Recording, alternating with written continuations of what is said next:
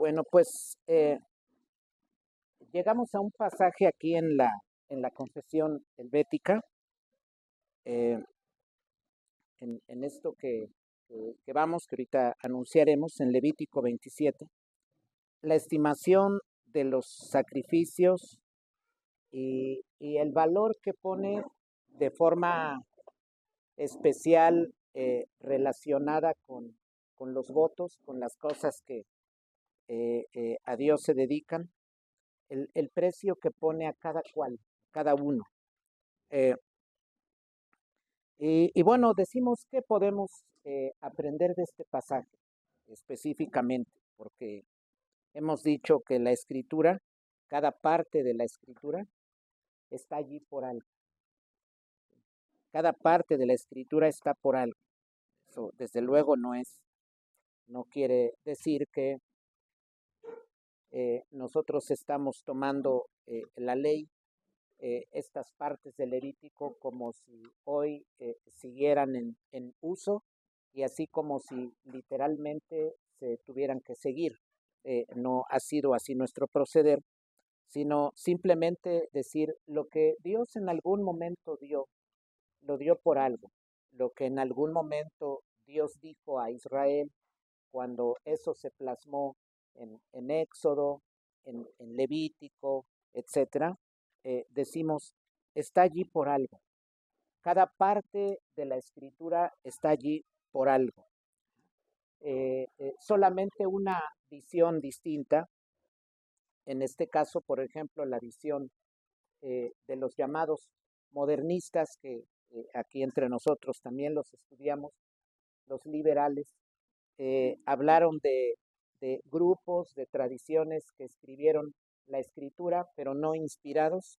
Y en ese sentido, cuando ellos piensan que se compila, cuando se da terminación a ese trabajo y se une, desde luego que en ese sentido uno lee creyendo eso, uno entonces llega a la conclusión, pues no sé esto por qué está aquí, no sé cómo acomodaron esto aquí, o este acomodo no tiene sentido, o aquí esta palabra parece no tener sentido, pero es desde ese esquema que así se ve. Sin embargo, cuando consideramos que Dios ha dado su palabra, entonces entendemos que cuanto dice, lo dice por algo, que no hay algo allí que aparece como por la casualidad o nada más porque sí, o como hemos dicho, como si Dios dijera, por ejemplo, esto lo dije, así nada más se me ocurrió. No es así. Si bien es cierto en cuanto a este pasaje que hemos leído, no podemos decir, por ejemplo, que habla del valor de la vida humana como tal. eh, Algo vemos en el pasaje que es interesante, porque este pasaje aquí leímos Levítico 27, del 1 al 8, y dice, por el hombre de tal edad, tantos ciclos de plata, el hombre de tal edad, tantos ciclos. No es un pasaje que presenta el valor de la vida humana, pero el hecho de que esté haciendo mención de edades, personas, hombres, mujeres, niños, etcétera, y esté aplicando a cada uno un valor específico en ciclos de plata, eh, algo nos está diciendo aquí, algo podemos aprender. Bueno, el título de nuestro sermón es El voto y el valor de la vida. El voto y el valor de la vida.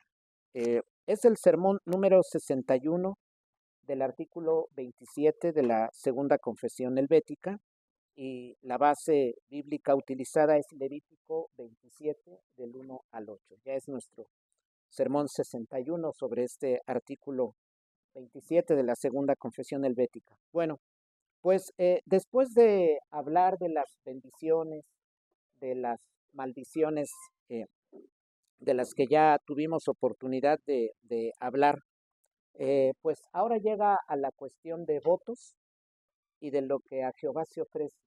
Y, aquí en este pasaje de Levítico 27. Y bueno, hay que decir con ello que era común, lo ha sido en toda época, lo ha sido en toda cultura en general. El hombre suele presentar ofrendas como voto, es decir, ofrendas votivas. El hombre a sus divinidades suele hacerle votos. Esto es una marca humana universal. Y específicamente hablando de Israel, pues no era la excepción. Los israelitas como hombres comunes y corrientes, pues también solían ofrecer a Dios ofrendas, dar o presentar a Dios ofrendas votivas, fuera, por ejemplo, por gratitud por bendiciones recibidas, por ejemplo, en un caso, o bien en otros casos, por ejemplo, liberación de males tenidos. Mira, Señor, yo me pongo en tus manos o pongo a mi hijo, tiene esta enfermedad, esta otra, y te ruego que tú seas con él. Hemos de darte algún servicio determinado para que tú, deshagas este mal que tiene, que desaparezcas, por ejemplo, esta enfermedad, o bien nos libres de tal o cual cosa. Eso era común.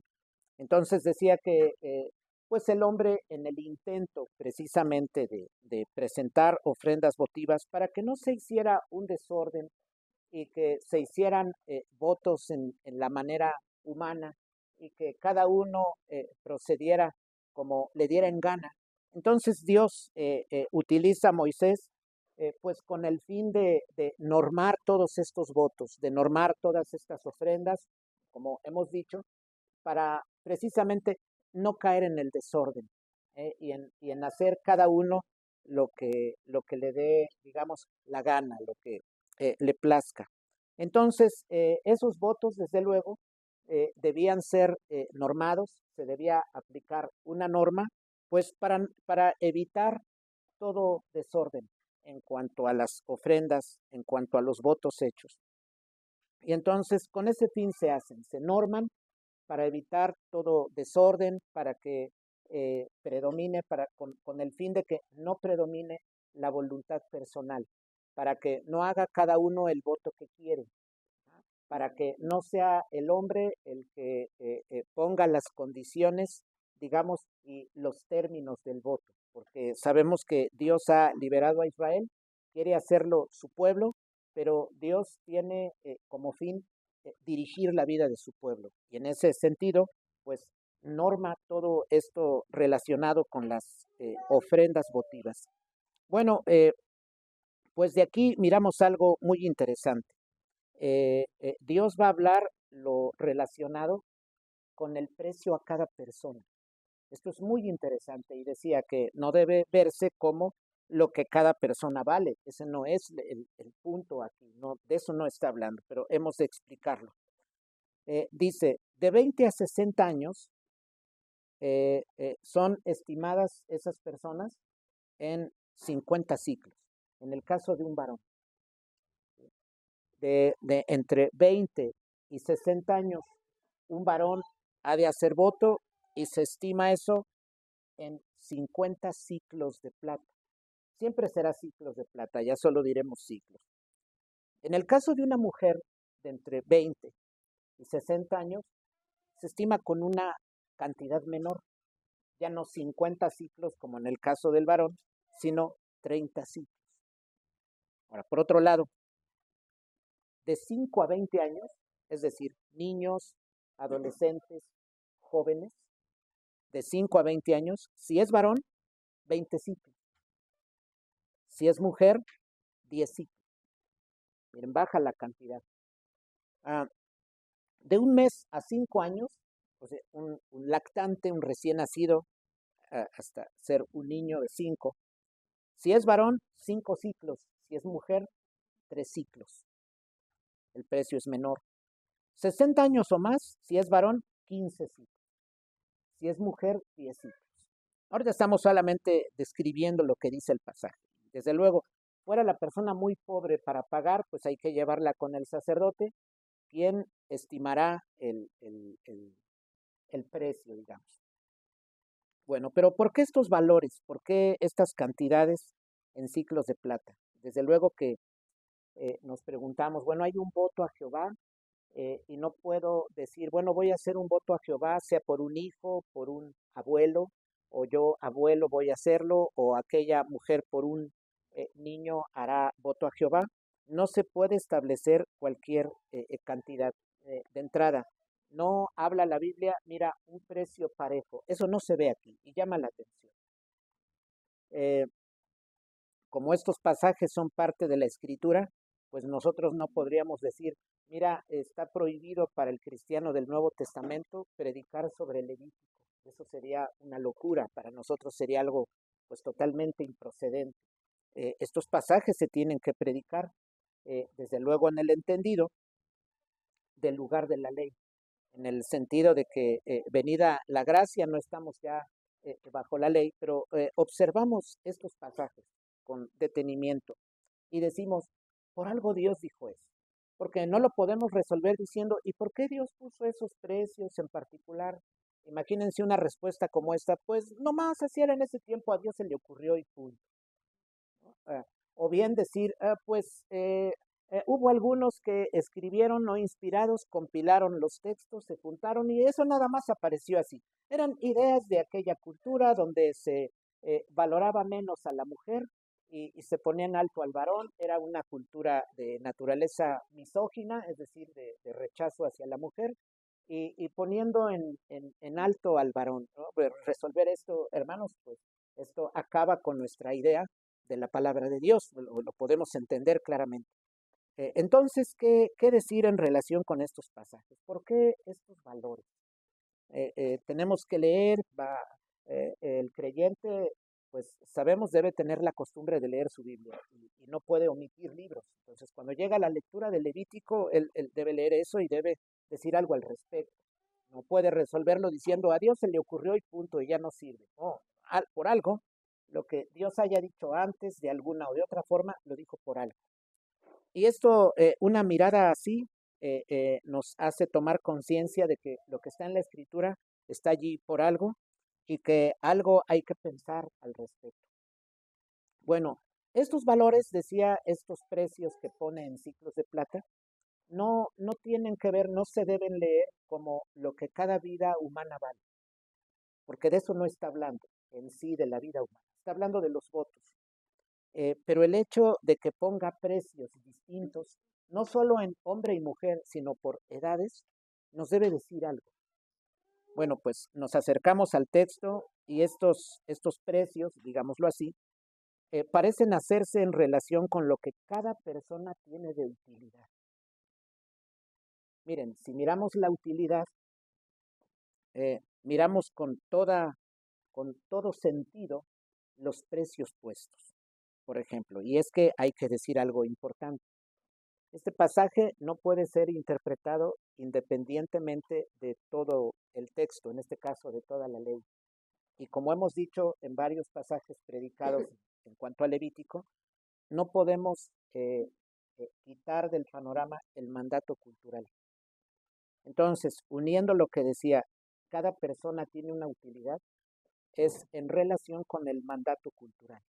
Es decir, lo que cada persona puede hacer en relación, las capacidades que tiene en relación con el mandato cultural, a eso se debe el precio puesto. Esto con el fin pues de entender lo que nos está diciendo la escritura. No podemos quitar, no podemos ver este pasaje independientemente del mandato cultural. Entonces, por eso decía que estos precios parecen hacerse en relación con lo que cada persona tiene de utilidad, pero decimos lo que cada persona tiene de utilidad en el reino. Así como hablamos nosotros ahora, ya como llega el Señor, dice, el reino se ha acercado a vosotros. Bueno, lo que cada persona tiene capacidad de hacer según la orden cultural o el mandato cultural, es que el precio se pone. Por eso miramos algo interesante allí. Vemos que el hombre recibe un precio mayor que la mujer.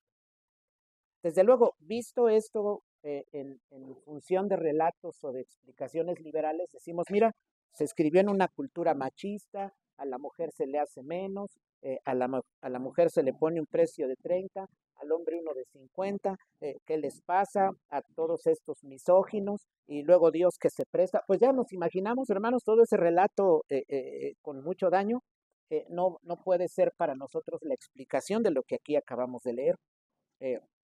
Debe ser otro. Bien, también observamos otra cosa ahí. La edad de 20 a 60 años tiene más valor que la menor de 20. Esto es algo muy interesante. Choca con nuestros esquemas actuales. No, pues a ver un joven de 18, no, pues es de gran valor.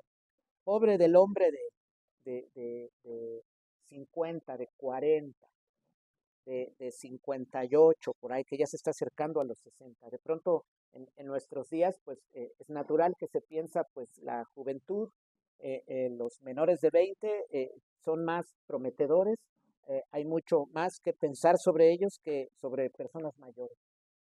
Pero aquí dice edad de 20 a 60 años, esto reduce en relación con el de 20 a 60. Luego observamos algo. Se conserva también, como en el caso de 20 a 60, hay un precio para el hombre 50, para la mujer 30. Pero aquí en los jóvenes de menores de 20, si es hombre tiene un precio, si es mujer el precio baja aún, por algo. De 5 a 20 años, por ejemplo, de niño a jovencito, precio menor, en el caso del hombre, todavía un precio menor que los más grandes, tienen un precio menor. Y en el caso del hombre, 20 y la mujer 10. También, en relación con el hombre, el precio es más alto y la mujer, precio más bajo. Vemos que de un mes a 5 años el precio es muy bajo y se conserva, el hombre vale más que la mujer. Niño, 5, mujer, 3. Entonces, esto que acabo de mencionar, tomado de las mismas escrituras, ya nos podemos imaginar lo que he venido diciendo ahorita desde la introducción. Si lo leemos pensando en una cultura patriarcal, en una cultura como de género, pues suena monstruoso, ¿no? De pronto se oye, mira, qué infravaloración de la mujer, qué cultura, qué tipo de gente. Sí, pero eso es como una cabeza sospechosa, una cabeza que está sospechando, una cabeza sospechante, ¿no? Más que sospechosa, sospechante. Pues eso tiene que ver con no considerar al autor de la escritura, que en este caso es Dios, y es pensar como si hombres simplemente, por ejemplo, machistas, hubieran escrito la Biblia. Entonces, ese relato, desde luego así, pues suena monstruoso. Hay mucho que señalarle, hay mucho de qué acusarlo. Pero no podemos nosotros proceder con ello porque eso ya inmediatamente nos priva de aprender algo de la escritura. Ya no podemos asomarnos a enseñanza que hay más allá. Entonces tenemos que quitarnos esa visión. Miren, lo que dice después, que arriba de 60 años el precio reduce. Es decir, vale más alguien de entre 20 y 60 que alguien mayor a los 60. El precio reduce y lo mismo, el hombre más precio que la mujer. Él vale 15, a ella se le asigna un precio de 10. Aunque digo él vale, entendemos, es el precio en ciclos que se pone por el voto. Bueno, decimos que no hay que ver esto como una valoración económica de la vida, porque la ley en ningún momento dice, mira, si tú matas a alguien, con que le des plata, un buen peso ahí ya, que no llore por el familiar, eso, la Biblia no dice eso, no debemos leerlo así. Pero también hay que decir, no se habla aquí en sí de quién vale más, sino de quién tiene mayor capacidad de servir en relación con otros. ¿Quién sirve más? ¿Quién es capaz de servir más? Eso es de lo que está hablando. Por eso decimos que verlo también como una infravaloración de la mujer es algo erróneo. No, eso no tiene sentido. Una lectura así está totalmente equivocada. Este pasaje se debe entender en función de la utilidad de cada uno. Y luego más si hablamos de servicios ofrecidos. Señor, hago un voto a ti, haré esto o aquello. Entonces, se entiende que se está hablando en función de capacidades para servir o de determinadas capacidades para servir en cierto oficio, en cierta actividad. Y esto porque, pues recordamos lo que la misma escritura plantea. Nosotros somos hechos para su gloria. Nosotros hemos sido creados para actuar para Él, no para nosotros. ¿Sí? Eso es parte del marco que tenemos bíblico. Nosotros hemos sido creados para su gloria y por eso Él da el mandato cultural y a cada uno nos impone el deber de actuar en relación con ese mandato. Entonces, sobre esta base, un hombre adulto, por ejemplo, es de gran valía. Alguien de 20 a 60 tiene un precio alto porque representa un hogar, es representante de un hogar. Entendemos, o sea, se sobreentiende que hay una valía ahí mayor. Puede ir a la guerra. La función jurídica en Israel guerrera era en absoluto importante porque Dios dijo, te saco Israel y te saco de Egipto y tú vas a ir y vas a sacar a los que vas a pelear. Yo de entrada los voy sacando a algunos de ellos, pero luego también tú pelearás y echarás fuera a tal y cual, entre ellos al amorreo, recordamos lo que dice la Escritura. Entonces la función militar en Israel es algo importante. Pues un hombre de entre 20 y 60 no solo representa un hogar, es cabeza de una familia, puede ir a la guerra. Función de absoluta importancia. Por ejemplo, entre otras cosas, puede relacionarse como una mujer no se puede relacionar en público. Un hombre se puede relacionar. Lo que vemos en Israel. Ya ven que por eso sorprendía, por ejemplo, el Señor hablándole a mujeres, porque la cultura tenía otros criterios. Entonces la mujer no es la persona que puede hablar así nada más en público. Entonces el hombre tiene eso. Por otro lado, miramos, por algo se estima con un mayor número de ciclos de plata al varón de entre 20 y 60. Vemos esas cosas que le rodean, esas posibilidades. Representa un hogar, puede ir a la guerra. Tiene una representatividad en Israel un hombre así. Y desde luego ya tiene habilidades desarrolladas que aprendió durante la niñez, la adolescencia y ya llegó a su madurez. Podemos imaginar a alguien que tiene cierto oficio y tiene, por ejemplo, 30 años, 40 años, 50 años. Ya es una persona, desde luego, experimentada mucho más que el joven de 15 que está aprendiendo apenas el oficio. Ahora, por otro lado, el menor de 20, ese está representado por un varón en una casa. Es decir, está bajo autoridad, está aprendiendo un oficio, él depende de adultos, está siendo formado. Por eso su precio es menor. Cierto es que va en avance, va aprendiendo cosas según la educación en Israel, pero la habilidad es menor que la que tiene el hombre de 30, 40 o 50 años. Nos podemos imaginar nosotros yendo al campo y viendo sembrar a un joven de 15 y a uno de 40. Es natural que cualquiera dirá, pues el hombre de 40 tiene mucho más experiencia sembrando que el hombre de 15. Esto es un entendimiento natural de la escritura. Y recordar, no se está hablando del valor de la vida humana. Estamos hablando del hombre en su relación con el mandato cultural y con la utilidad que él puede tener en el servicio. Bueno, ciertamente a la juventud, aquí menores de 20, ahora se les considera en relación con la fuerza, con el futuro que tienen. Es decir, se ve al joven, mira, pues él tiene fuerza, tiene futuro, sus sentidos están mejor, puede correr,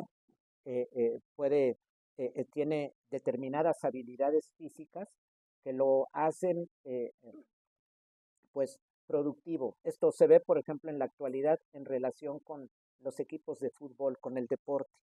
Se ve al de 15, al de 18, con habilidades, con reflejos, se ve con mayor capacidad que el que ya está grande. Por ejemplo, ciertamente en la actualidad así se ve, pero pues también hay que decir que con ello ahora se valora, por ejemplo, al joven, en general se le enfatiza, pero esto también hay que decir, va en detrimento o en afectación de la adultez y de la juventud, el fenómeno que ahora estamos viviendo, ¿no? por ejemplo, hoy se ven ciertas habilidades en la juventud, pero la cuestión de la madurez es algo que deja mucho que decir. Lo que estamos viendo en nuestro tiempo. ¿Qué hay con la madurez, por ejemplo? ¿Qué hay incluso con el respeto al mayor? La consideración al mayor. Una marca característica de la cultura actual, pues es las cosas se hacen y ahí está. Yo pongo esto, el que quiera. Y en la cultura de antes, el hombre mayor dice, aquí está, para todos. Una marca distintiva, es algo particular que vemos en la cultura. Había defectos, desde luego, por la caída, pero esto también debo advertir que no es un discurso, por ejemplo, contra la juventud, sino la visión de cómo el adulto y viejo en unos casos mengua, es decir, disminuye o baja, y entonces surge la falta de valoración de ese adulto viejo y con ello, o aunado a ello, surge la falta del respeto.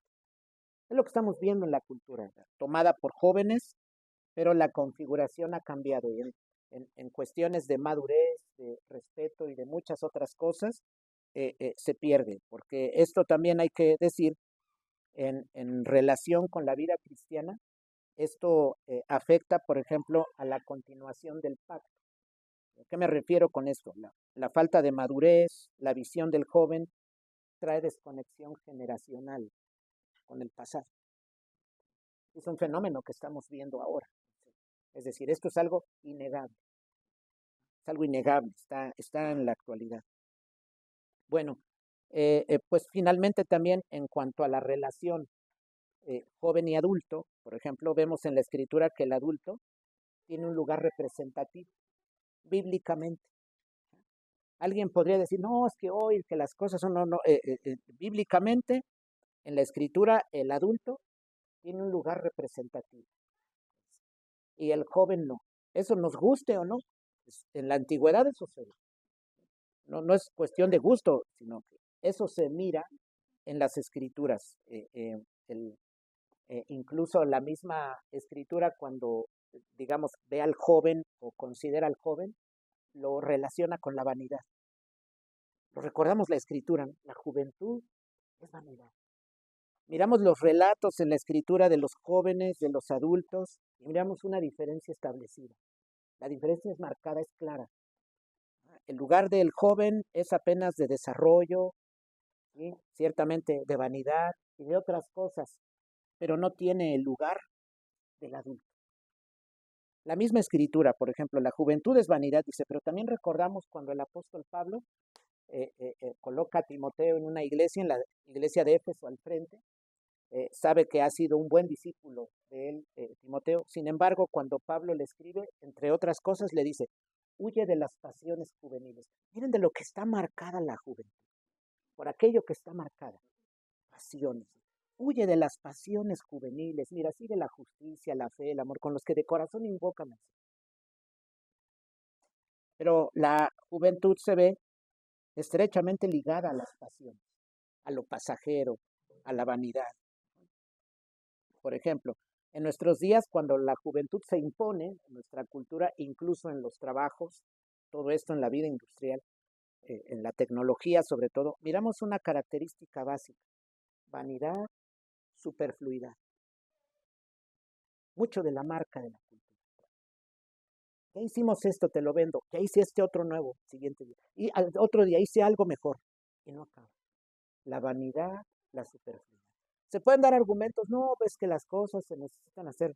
La marca de nuestra cultura es la vanidad y la superfluidad. Y es la crítica que muchos pensadores, no solo cristianos, sino también paganos mismos, gente del Oriente, hace crítica a la cultura. Y esa es la marca particular. Esto en relación con la juventud. Por eso decimos, con razón dice esto de los jóvenes. Tiene un sentido de por qué habla así. Por otro lado, en cuanto al niño, el niño apenas crece, va en crecimiento, su valor es menor. Lo podemos ver, por ejemplo, en general en la escritura. Miramos los evangelios y los relatos de Jesús como niño son pocos. Es decir, tomamos porcentaje. Alguien podría decir, bueno, es que Lucas habla ampliamente. Desde luego habla más que los demás evangelios de la niñez, pero Lucas dedica 2 capítulos de muchos que tiene Lucas. 24 capítulos tiene Lucas. 2 dedica. Bueno, la infancia de Jesús recibe poca atención. Ciertamente, y el Señor mismo lo dice, de ellos es el reino, porque son los que vienen, en el sentido de que estos serán formados y estos continuarán más tarde la tarea del mismo mandato cultural ordenado por Dios al hombre. Ciertamente decimos son parte del reino, pero aquí el tema es la utilidad que tienen. Y en ese sentido tienen una utilidad mucho menor que los jovencitos y todavía mucho menor que los adultos. Por eso su precio es menor. Y aquí hay algo muy interesante, algo de lo que hablamos hace ya algunos años, porque tema, el asunto del mandato cultural, pues hemos dicho una y otra vez, es un tema central en las escrituras, el asunto del servicio. Y entendemos, todo esto desde luego está ligado, como todo lo demás en la escritura, al libertador prometido desde el inicio. Mira, ustedes van a ser, por la caída, esto ha afectado, pero hay promesa de un libertador. Y en ese sentido, por eso toda la escritura tiene un hilo que une y es Cristo, ¿no? Nada se puede separar de él. Pero decía, nosotros, por ejemplo, en la actualidad, en cuanto a los niños, vemos en ellos futuro, vemos, si bien es cierto, desarrollo, incluso muchas posibilidades, pero en su estado actual, culturalmente representan poco. Y eso también no es un discurso anti-infantil. No estamos hablando de eso. Pero digo aquí que por ello es un error darles un valor mayor y dejarles, por ejemplo, como en nuestros tiempos se ve. En muchas familias a los niños se les deja la decisión. Oye, papá necesita cambiar de trabajo, de ciudad, pero ustedes hijos, ¿cómo ven? ¿No? Y se les pregunta a los niños, una cosa sumamente aberrante.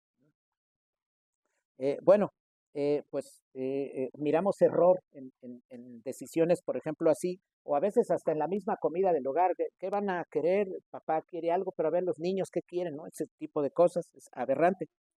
Eh, pero también hay que decir algo muy importante, y decía que es de lo que hablamos hace años. Ese tema es relevante para la cuestión, por ejemplo, la cuestión actual de los niños huérfanos. ¿Qué hay con esto? La cuestión de la adopción. En la idea actual, el huérfano está sobrevalorado. Cada familia puede tener a su hijo y que viva como pueda. Ah, pero si le vamos a dar uno adoptado, hay que verificar que tenga, si no, no se lo damos. Parece que vale más que el hijo de casa. Cuando el niño tiene poca utilidad y por algo decimos, pues es que Dios por algo lo dejó solo. Miramos una idea muy diferente en la actualidad. No estamos diciendo con esto, quien piense, por ejemplo, si alguien, no de nosotros, alguien oye y dice, mira, está diciendo que a los huérfanos hay que hacerlos como sea, eso desde luego que no es nuestro mensaje, a ningún humano hay que hacerlo como queramos, porque es la imagen de Dios. Estoy hablando ahora de la lamentable sobrevaloración que se da a los huérfanos. Resulta que en la práctica, así como se actúa, valen mucho más que los hijos comunes.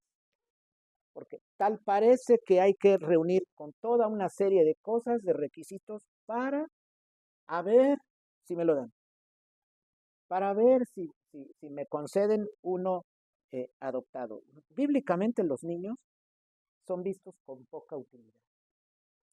Hay posibilidades, claro, son del Señor, claro, eso no lo negamos, pero hablando de utilidad, es poca la utilidad. Claro, Entendemos, son prometedores y los formamos, lo que pueden hacer en el futuro. Sí, pero en otros sentidos también hay que decir, son una carga, hay que sostenerlos, hay que ver por ellos, muy pequeños hay que bañarlos, hay que darles de comer, se ocupa una persona. Miren, es como cuando alguien, el joven, adulto, le encargan a un niño, no es lo mismo que le encarguen a uno de 3 que a uno de 13. Alguien podrá decir, no, es que los de 13 que son tremendos, sí, pero no hay que llevarlo al baño, no hay que cambiar, no hay que ayudarlo a orinar, no hay que darle de comer. El de 13 pues incluso devora, también hay que esconderle, hay que racionarlo. Y el otro, a ver, abre la boca, se ocupa el día y tiene poca utilidad en ese sentido. Bueno, decía por ello que hoy lamentablemente son más valorados que los hijos, son más valorados culturalmente, porque decía cada familia puede tener el suyo. Ah, pero para adoptar, ahí sí, el requisito es elevado. Y esto nos está diciendo algo. Esto que dice la escritura, nosotros decimos, se está diciendo por algo. Algo hay aquí. Bueno, seguido de esto, el caso ahora de la vejez. No debe verse como un menosprecio del adulto mayor, porque aquí recibe un precio menor. No debe verse en el sentido de que recibe un precio menor porque menos vale. No, la visión, ahí hay que recordar, está estrechamente relacionada con el servicio que cada uno puede dar. Y un hombre mayor de 60 ya está cansado. Un hombre mayor de 60 ya no puede hacer mucho. Si por ejemplo nosotros dijéramos, es que el pasaje está hablando de ponerle valor a la vida, no dijera, ante las canas te levantarás. Pero la escritura habla que ante el viejo debe haber respeto. Así lo dice, ¿no? Ante las canas te levantarás. Entonces el pasaje es claro, no está hablando de la vida humana, pero sí nos está dando indicadores y algo en lo cual nosotros debemos poner atención en la escritura. Ahora, que el hombre decía, eh, eh, el hombre mayor de 60 tiene menos capacidades, ya está cansado. Puede dar más el que está entre 20 y 60, puede servir más. El hombre mayor, ya las posibilidades están reducidas. Sus posibilidades son menores porque es mayor, porque está cansado. Ahora, podemos decir, sí, hay casos, desde luego, excepcionales. Tenemos en la misma escritura el caso de Moisés. La labor la lleva a cabo partiendo de sus 80 años. Miren, 40 los pasa educado en Egipto, 40 los pasa con el suegro, y los últimos 40, de los 80 años a los 120, vemos a ese Moisés que podríamos decir ahora grandioso, abriendo el mar y toda la clase de cosas, y tomado altamente en cuenta por Dios ante Israel. Sí, es ese hombre de 80 en adelante. Pero esos son casos excepcionales y es porque Dios utiliza a Moisés. Pero no miramos en la escritura constantemente y un hombre de 90 se levantó y fue. Y un hombre de 100 se levantó y fue. No, no es eso eh, usual en la escritura. Bueno, esto decía también, no debe dar lugar a una visión de menosprecio, como también está pasando en nuestros días. Al viejo ya no se le ve, si es posible, hay que librarnos de él. Para eso están, por ejemplo, los asilos y algunas otras cosas, porque pues bueno, está sufriendo, ya mejor incluso quitarle la vida, porque ya no es productivo, desgasta a la familia, anímicamente, económicamente, en otros sentidos. Pero este pasaje no es una visión de menosprecio por la edad avanzada. Ahora, en la parte final, vemos el trato divino considerado hacia los pobres. Dice, el sacerdote estimará. Entonces, en cuanto a todo lo que hemos leído, hay que decir, miren, vemos, por ejemplo, el error que se da en los movimientos relacionados con el género. Lo que está haciendo nuestra cultura es, mira, eleva a la mujer, por ejemplo, en unos casos, feminismo, o bien a otro personaje, como ya decía, incluso a los niños, ¿no? Se busca la primacía sea de la mujer o de algún otro personaje. Y es algo, pues, contrario a la naturaleza de la escritura. Cada uno tiene un lugar, pero también cada uno tiene un oficio y capacidades dentro del reino en cuanto al mandato cultural. Entonces, la Biblia no habla de estas cosas, de lo que está pasando hoy, como esos movimientos de género.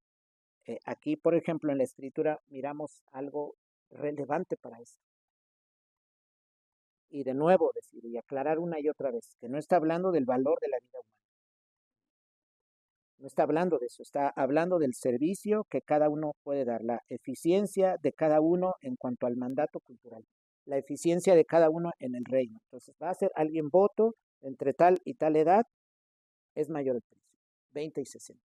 Porque tiene más habilidades, porque en su oficio ha madurado, porque representa un hogar, porque puede ir a la guerra y por muchas otras cosas. Y el que es menor, se pondrá un precio menor. Y esto, decía, nos debe decir algo. Entonces, por eso la escritura nos enseña, Dios recibe la gloria por medio del trabajo que nosotros hacemos en el reino. Es la manera en que lo glorificamos a Él. Llevamos a cabo nuestro trabajo en el reino y en esa medida Él recibe la gloria. Por eso decimos, si algo no tiene que ver con el reino, es vano. Si algo no se hace en relación con el reino, es vano, no tiene sentido. Las cosas que se hacen tienen que ser en función del reino, es decir, en función de servicio, en función de avanzar, de conocer más para servir de mejor manera en cuanto al mandato cultural en el reino. Y entonces finalizo. Decía en principio al comenzar el sermón, eh, esto que decimos que Dios por algo dice esto. Esta escritura, como toda la demás en la Biblia, tiene que ser predicada, no podemos evitar pasar algo y no lo podemos resolver diciendo nada más está ahí porque sí, o no sé por qué Dios lo dijo, y quién sabe, no me interesa y lo cierro. Algo hay que ver ahí.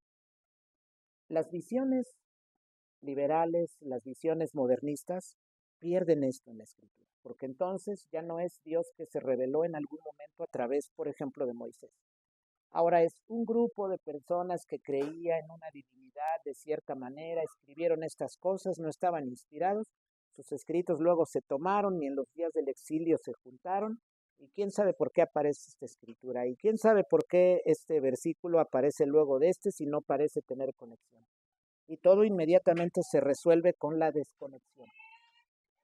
Pero en el entendimiento de que Dios habla por algo, decimos, en cada pasaje de la ley hay sabiduría. Hay sabiduría y Dios lo dijo por algo. Por algo el apóstol Pablo le dice a Timoteo, mira, Timoteo, la ley es buena, pero si uno la usa legítimamente. El mismo que dice, ya no estamos bajo la ley, sino bajo la gracia.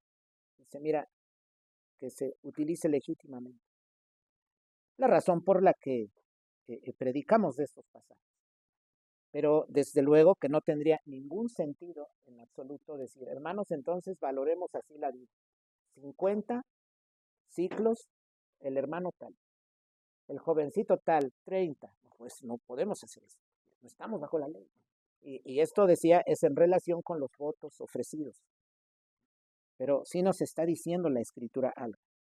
En cada parte de la ley hay sabiduría y al hablar todo lo que habla, aun cuando a nosotros parezca sin sentido, Dios lo dice por algo. Que el Señor bendiga su palabra.